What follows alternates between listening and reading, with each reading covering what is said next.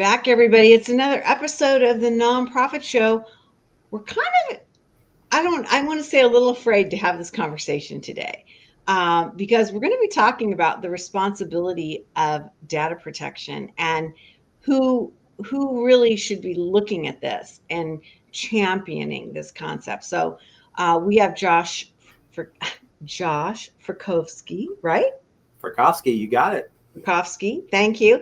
He's an engineering director over at Cortavo, and then Taysha Adams is joining us from JMT. She's one of their amazing technology managers.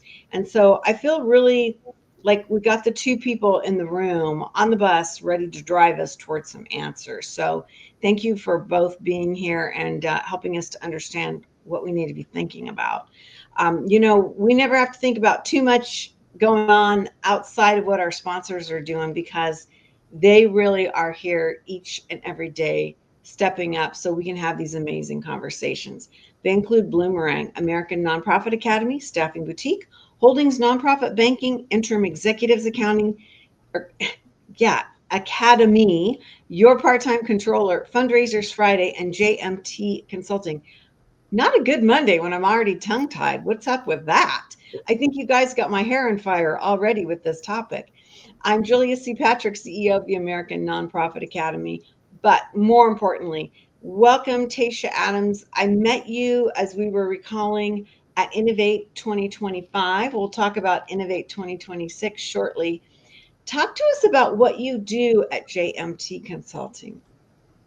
Yes, so manage all of the technology solutions that we have internally and that we can offer to assist with our clients. I do that by partnering with Cortavo, so Josh. Things that I don't do and manage, the back end, they come in and step in. So I'm literally just making sure we're managing all of the systems and applications and our obligations with Cortavo. Wow. Okay. So no pressure, Josh, because that sounds like a heavy lift. Talk to us about what Cortavo does. Yeah, no, welcome or hi, Josh. Cortavo, engineering director. So we're a managed service provider. So essentially, what we do is we try to co-manage or be a technological advisor, or technology partner with folks like GMT and other clients. We partner with lots of different types of industries, including nonprofits, SMBs, several different organizations. But what we really try to do is we know technology can be kind of a big bear. We know that there's a lot of things that can be involved. And so we try to be the technology experts in the room and kind of walk alongside you. And that may be hardware, that may be infrastructure, that may be sometimes cloud. But even more recently, a lot of conversations I'm seeing is AI and cybersecurity, which are ironically some things we're going to talk about today. So. Yeah, I was telling the both of you, I think I was revealing more than telling, I was revealing in the green room that we talk about this issue a lot on the Nonprofit Show, cybersecurity, our connectivity, all these things that we are somewhat fearful of and we don't really understand, but we rely upon them. But we've never really talked about the responsibility and like where does that chain of command, if you want to use that phrase, but whose responsibility is it for data protection? And so I'm really interested in this conversation, and I think that I'm shockingly naive when it comes to asking the big question about who really is responsible for this data protection. Taysha, I'm going to start with you. What's JMT and what are you telling your clients? So everybody's responsible for data security and protection from and I'm going to say most vulnerabilities do come in from the end users. So even with the organizations, when you're doing simple things such as just accessing your work email from a public Wi-Fi connection, it may be something as simple as that, but that could get vulnerabilities. That's a chance for somebody to get into there. So everybody into your systems, and who knows what the intentions are and what they can do do. So even with JMT, we are upping our security. We have spent over the last year and a half realigning our processes internally to focus on data protection and securities to ensure that our employees, that when they are accessing your information, that their systems, their computer, their hardware is protected, and they are following protocol to ensure that, intrusion prevention is there. And one of our biggest help with that is Cortavo.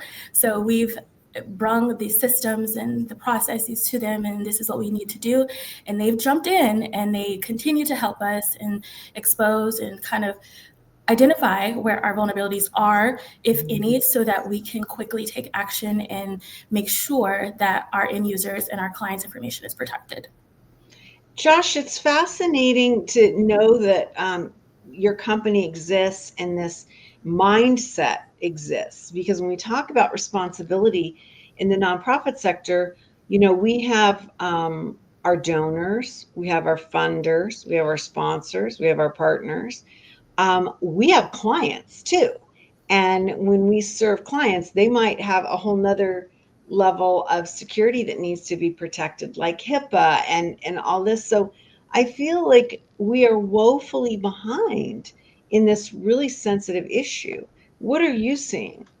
Yeah, no, that's a great point. It seems like it's almost a rat race at one point. It's like the cybersecurity side of the house needs to keep up with the cyber threat side of the house. And it's always kind of back and forth. And so that's where somebody like a Cortavo, like where we come in is, we're trying to stay on the bleeding edge, whether it's, endpoint security, whether it's email security, just simple things that we would talk about like MFA or multi-factor enforcement, or in a public Wi-Fi using something like a VPN tunnel. Those are things that kind of get overlooked constantly, but things that we are pushing constantly as an MSP to say, you probably don't realize that you need it until it's too late. So let's not get to that point. But it's also having the conversation and making sure that everyone is educated, because it to your point, everyone that's involved in the situation needs to be an expert when it comes to cybersecurity. So I was just reading a statistic, I think it was from IBM, said that 71% of cybersecurity attacks come from the end user, or the weak link is the end user. And so the responsibility is on everyone, from us as an infrastructure to be secure, from nonprofit leadership to make sure that they are acting securely, but also to the end users. We want to make sure that they are understanding, like, is this a weird email, or is this Wi-Fi maybe too good to be true? Those kind of things, asking those questions to make sure that they're not accidentally leaking out information. Well, it's interesting, Josh, that you would bring this up, because when we talk about one of the big areas that we need to be thinking about and really protecting are our desktops and our devices. And I know so often in the nonprofit sector, because we do work with clients, that we have to go where they are, and even with donors, right? We're taking our equipment out into the field, and we're not just sitting in offices. So I've got to believe that as a sector, this area that we need to look at, maybe first and foremost, being desktop and devices. Does that sound fair? Yeah, that's the very first line of defense. A lot of times when you hear about a cyber threat or an attack or a data breach, it may be some server or some back-end infrastructure somewhere, but it typically doesn't start there. It starts at the endpoint. It starts at that device. Maybe somebody that using the email on their personal device, or not connecting to a VPN, or not making sure their password's secure, and they're maybe having it written down on the edge of their laptop screen at the coffee shop. Those are things that you always have to be careful of, because it never really starts on the back end. It typically starts at that endpoint. So Taysha, is this a shock when you tell your clients this, or you point this out? I mean, are they thinking that this is where they're vulnerable, or like Josh says, that it's somewhere in the bowels of the office? And, I mean, what do you see that on this side? Yeah, I think Josh hit the nail on the head with that. I think people don't really take it serious until they are impacted by it. They think that just, the casual, like using a public Wi-Fi or, you know, even logging in on someone else's device to access, I'm going to just take this there and say like an account and look up information that it's harmless. It's harmless.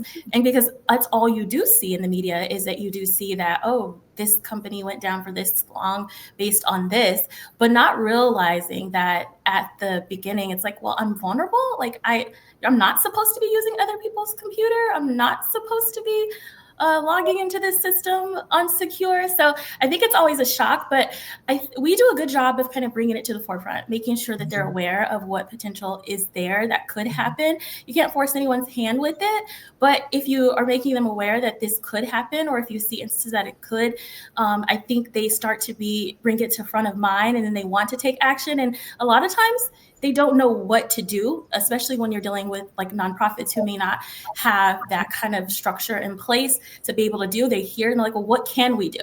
What can we do? And it's always on the back end, like, we want to prevent it from happening, but what can we do right now to protect ourselves? Right. Well, and I feel like too, and Josh, maybe you can amplify this. The cost of technology is dropping. So it used to be, you know, we didn't have an additional laptop, or we didn't have iPads, or we didn't have these additional technologies that we could go into the field with. That there's just more out there, right? Yeah, definitely. Yeah, I was actually just talking to my founder, and he was talking about even more recently in the last 5 years, hardware as a whole, the prices are actually coming down from the peak 2019, 2020. And I think a lot of that is just the fact that there is so many opportunities, so many different options that you can use. So, and folks are taking advantage of that. So some folks that are especially out in the field, they may not need a big, robust laptop. They may just need like a tablet, or, you know, you got these smart tablets now. They're a little bit better than a tablet, portable computers, phones. So I think folks are getting by with less because they don't need something as robust. But, you know, it's kind of a catch-22 with that, right? Are we being secure with those devices? Are we making sure we're being, are we making sure our data is being protected in that regard? Well, let's talk about that, because you can't go anywhere at any age without seeing somebody using a mobile phone or a remote item that is aiding in their basic communications and the way they navigate their life, from their calendars to checking. I mean, I'm speaking my truth, you know, I'm checking my email while I'm in line getting a coffee. So when I do get back to the office, it's not as overwhelming. I feel like a lot of us use our phones and they're not technically a device that's managed by our company. How do you see that playing out? Yeah, I would say, you know, the answer on that is kind of twofold. So obviously, again, we want to be careful with downloading information or accessing information on a personal device. And it may be innocent. It may be you've accidentally downloaded an app that is farming your information. It may be one of the things we're seeing a lot lately that may not be known, but is, we talked about MFA and using MFA code, but now there's, with the growth of the cyber threat, they're able to steal that code from you almost in real time and access your information. So even that's becoming kind of questionable, right? So there's a lot of risks with that. And then the other half of that answer is, we would look at something, especially as an MSP, as your co-managed infrastructure IT organization. We want to make sure we're looking at something like a mobile device management or MDM solution that's going to be secure, robust, that will put in parameters or security controls that help protect the company data. So there may be things where you can't necessarily download it to your phone, or you need to have, certain Wi-Fi, whatever the case may be. We try to make sure we put additional security controls in there to help protect the company data. And that's the most important part here, is we're not trying to, control the phone. We're just protecting the company data there. Taysha, when you bring this up to clients, and I kind of alluded to this earlier, how shocked or connected are they to this concept that they need to be more thoughtful about what their employees are doing? Because especially if they're sending out employees into the field, which, let's face it, in the nonprofit sector, it can be a little dicey. People using their phones to serve a critical population. How hip to the concept are your clients? I think it depends on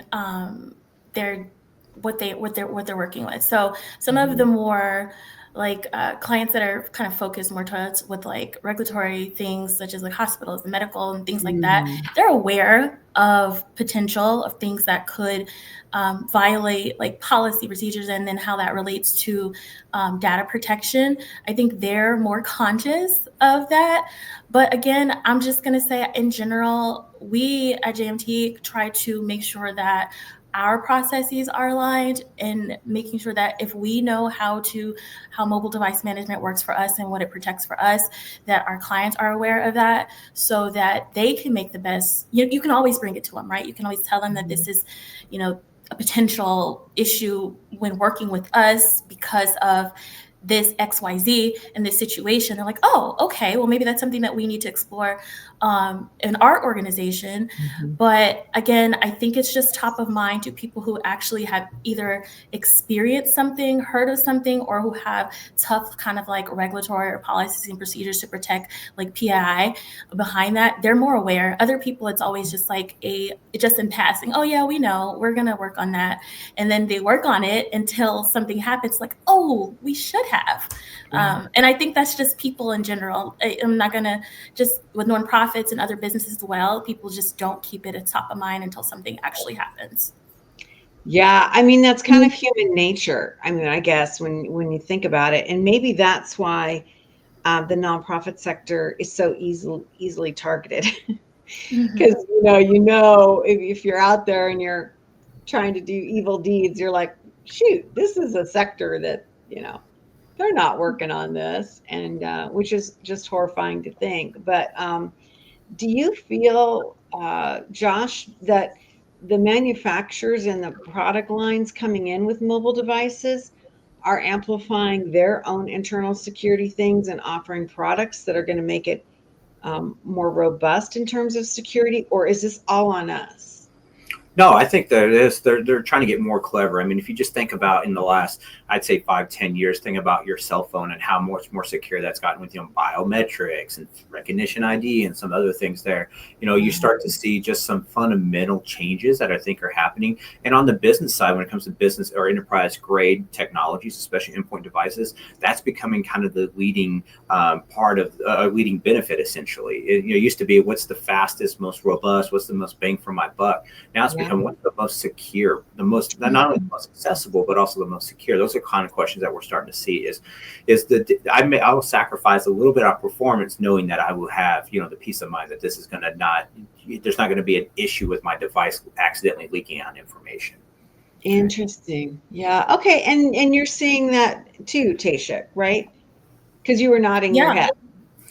Yeah, just even internally, just having going through auditing our processes, which is great when you're partnering with someone like Cortavo that we do, and auditing our process and having them audit our process and our security and identifying things, and then having to go and look and see what potential vulnerabilities. It's not always a tough grab for employees, but you have to get everyone on the same page. And I'm one of those people that makes sure that everyone knows what potential risk is. I know it may be uncomfortable, but you're dealing with information internally and with our clients' information. So we all have to be on the same board and the same page with it. And I think that that's kind of uncomfortable situations with organizations and even with nonprofits, some of them who are smaller and lack the infrastructure that some of the larger ones do. That's why I believe that a lot of times it gets missed or it's an oversight until something actually happens. Yeah, I appreciate you saying that, because I think that's, we talk about resource fear and resource, poverty, that we don't have our own robust resources. And so it's easy to kind of dismiss things, to say, oh, well, we can't afford it. And so we just march through it onto something else. Let's move on to AI and emerging technologies, of course, which dominates the conversation so often. And what are you seeing in this when you take this piece of technology and data protection? Is AI making it easier for folks to break into our systems and challenge us in that way? Or is it making it easier for us to understand what's going on? Or is there a combination? I can take it first, Josh, and then pass Yeah. it to you, because this is something you're all aware that it's in the forefront of JMT. So everybody's moving toward AI. Everybody wants AI. Yeah. And one of the things we've done is we've put safeguards in place internally on what you can do. And then making sure that the information, AI is great. I think AI is great if you use it as intended and not as a end all be all, because it still is AI. Have safeguards in place, protocols and processes in place for your employees or your organization to use, so that your information, the questions you're asking, the templates that you're asking them to create on your behalf, if that's what you're doing, is not being out there for the AI to read. A lot of people don't pay attention to that. And I know I'm not going to say any on here brands, but I know that they type into these AIs and ask these questions, not realizing that this is now, the AI is now using this to put into their suggestions. So the next company comes along, your competitor, they're getting that information. And so it's really important that, one, that you're using it correctly. I always suggest use the licensed versions of them so that your data is backed up, protected, and that even as an organization, you have access to what your employees are using that AI for. So if they're asking questions, it's stored somewhere for easy access and review and for record retention. Yeah, I mean, Josh, this is an interesting thing, because who would have thought we would have had this conversation and added in the issue of AI into this issue of security. I mean, you're in this world. Maybe you thought this would be something, 5, 10 years ago you could have identified, but I have a feeling that people aren't even thinking about the security issue of AI. No, I don't think they are. I think everyone is like us. Taysha, you hit the nail on the head there. As a daily user of AI myself, it's a very amazing tool, and if you use it the right way, it really unlocks a lot of benefits. And a lot of our customers are doing that. A lot of folks are using it today, and I don't shy away from it, but there is that huge risk there. And so, I have had several conversations. I think I mentioned earlier, cybersecurity is probably number one, and AI is 1A, and it's just those are the conversations every day.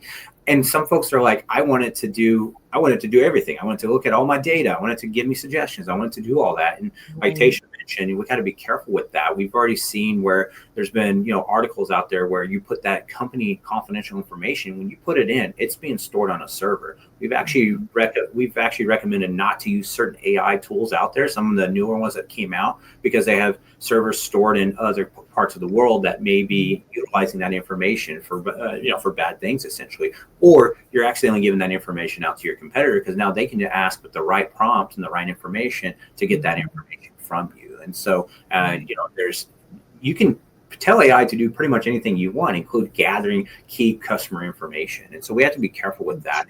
It's one of those things that folks will spend a lot of time and money and investment going in that, and sometimes it doesn't work out. But there's also the security risk. We always kind of cautiously optimistic when it comes to that, because they'll come to us say, "Oh, I wanted to delegate, I wanted to eliminate tasks, I wanted to do all these great things." And it's like, yes, I agree. However, we have to be methodical, and I agree using a paid version of it. I'd even take it a step further. If you're going to use it for confidential information, to build an offline LLM server or an offline prompt server, so that information stays not in the internet, but off on a personal server. But those are things that we could work with you on and help kind of walk through that. But the adoption, much like cybersecurity, has to be the correct way. Otherwise, you're just going to be just as vulnerable. And then AI is getting even more creative today to kind of take it a step further, where, we talk about social engineering quite a bit. AI is now to take that even further. And so I've seen the stories of using your voice to pretend that you're somebody to try to get you to panic and give over a credit card or a gift card or something. So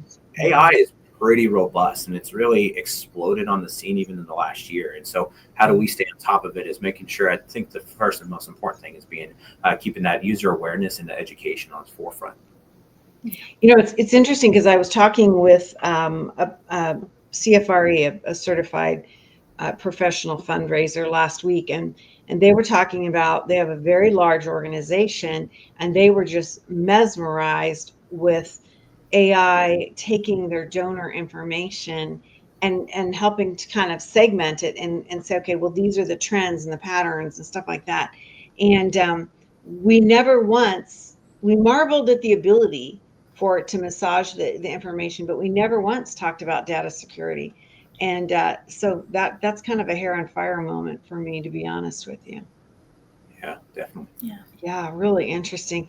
Well, we don't have a lot of time left, and I want to kind of navigate this and it kind of towards where we started. And that is, we're talking about responsibility, the chain of command. I know in the accounting world, the tone at the top gets used a lot. Taysha, I'm sure you've heard that. How leadership pulls down this concept and spreads this mindset. But what are the risks of inaction, and what should we be thinking about, so that we can sell our boards, we can sell our C-suites, on not just the mindfulness of it, but maybe the financial investments as well. Taysha, I'm going to start with you on this question. Sure. So outside of data loss, which we know, you're in a competitor market with this, so you could lose clients, which is revenue, right? Or things like that. When I think about the loss with data protection and data not having data security protocols in place, I think of it as, I'll put it like this: you just gave someone your account number to your bank account, not the debit card, the account number. What could they do? They could literally do anything, take over, liquidate access, move everything, take your money, everything. And so I'm gonna really say, think of it in those terms, because that is the risk you take. That is the risk you take when you don't have any safeguards in place, when you don't have the policies in place, when you don't have the security protocols, the software in place to be able to catch that, or if you're not co-managing like we are with Cortavo. So the things that we don't catch, and when I say we, technology support for JMT, we have a backup. We have Cortavo, who is co-managing with us, who are going to see things that maybe we didn't miss, who I'm able to kind of build off on and bounce things on. Our whole AI process, I knew where we wanted to go with it, but I partnered with them from the top to the bottom so that we could have everything there, so that because we deal with a lot of sensitive information. Wow. With our clients, we want to make sure that not only are we protected first, as far as JMT as an organization, but in that protection, we're protecting our clients' information and any information share that we can. So that's what I think about the law. Like, what's the risk if you don't have it in place? You just gave your account number to your bank account to someone, and they can do anything they want. Yeah. So Josh, understanding the threat is one thing. How do you stay ahead of the threats? Like understanding what things are coming down the pike, so that you're not just reactionary. Yeah, How do no, you?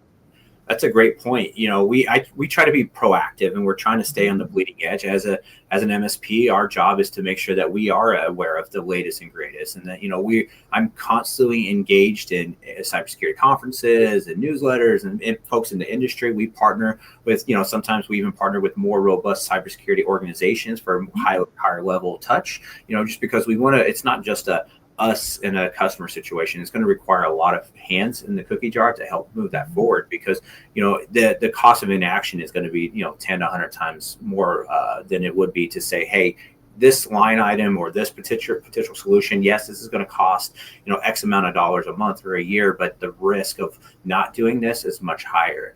Some folks would equate cybersecurity as like a insurance policy. I think it's more of just an overall protection policy. It's when you have that peace of mind that you're not going to have to fork out millions of dollars of potential damages, or losing data that you can't get back, or customer reputation. I've seen organizations fold because their entire organization came under fire from this. And so how are we helping you make sure you never get into those situations? Wow, it's amazing. Well, the two of you have been fascinating to chat with, to kind of give us a better understanding of the things that we should be thinking about, because it's such a big issue. And so I'm so appreciative that you're here. I want to spend just a few minutes talking about Innovate 2026. This is one of my favorite conferences that I've attended. It's hosted by JMT. It goes all over the country. This year it's going to be in DC. And it's really an interesting opportunity to get with fintech people, CFOs, anybody involved in finance for the nonprofit sector. And so you just get these amazing minds at this conference together. If you have an opportunity to participate or send somebody on your team, it is a great learning opportunity. I can't speak highly enough about it. And so I want to make sure that everybody knows now registration is open. They do sell out. And again, it's going to be May 4th through 6th in DC. And you can meet up with so many different types of nonprofit leaders that are really talking about some of these issues. So you can go to the JMT website and check it out and learn what's going on from there. Okay, this has been great, the two of you. Taysha Adams, she's the manager in technology support over at JMT Consulting. I totally trust you with your words and the things that you said. You've calmed me down and made me realize, Taysha, that we've got people out there helping us. And so thank you very much. Josh, got to say the same thing about you, my friend. You brought up some things that I'd never thought about before, but I'm glad that you've helped educate the viewers of the nonprofit show, because to your point, we don't want to wait until something's happened to figure this out. We want to kind of understand. So engineering director over at Cortavo, Josh Fricovsky, very, very interesting. And tell me I said your last name correctly. You did it. You did it. Okay. Maybe crazy if I don't say it correctly. So anyway, the two of you, thank you so much. What a dynamic duo. And I love seeing organizations partner together to help our sector. Thank you ever so much. Again, we partner with our amazing presenting sponsors daily. We've done more than 1,400 episodes. We're now in our 6th year because of these folks. Bloomerang, American Nonprofit Academy, Staffing Boutique, Holdings Nonprofit Banking, Interim Executives Academy, Your Part-Time Controller, Fundraisers Friday, and of course our friends over at JMT Consulting. As we leave you today on the Nonprofit Show, we end with this message. And I'm thinking about cybersecurity and data management and data protection. And it goes like this: to stay well so you can do well. We'll see you again.